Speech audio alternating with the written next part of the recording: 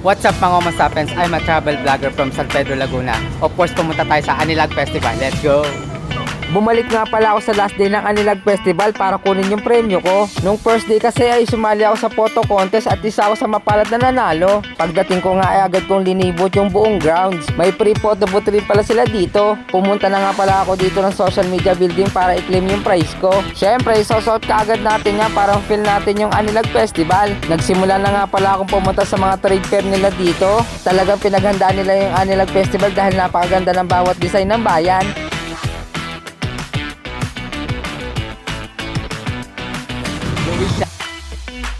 Nagkarlan, Babay Lagu... Mahayan... Kalawan... Binyan Laguban, Laguna, let's go! Maaari ka nga rin palang pumasok sa mga trade fair exhibit nila at makikita mo rito yung mga produkto at yung mga pinagmamalaki ng bawat bayan. Sobrang saya at napakakulay talaga ng Anilag Festival. First time ko lang kasing makapunta sa ganitong lugar at napakaganda pala talaga nito. Congratulations nga pala kay Gob Ramil Hernandez at sa lahat ng buo dito dahil sa successful na mga event. Congratulations rin para sa mga bayan na nanalo sa bawat patimpalak. Dahil galing pa akong San Pedro, Laguna, dapat puntahan natin to. Oy, San Pedro Laguna represent! Marami pala na panalunan yung San Pedro Laguna. Ayan. Ang daming na panalunan ng San Pedro Laguna. Let's go! Ula sa Laguna! By Mayor Art Mercado, let's go!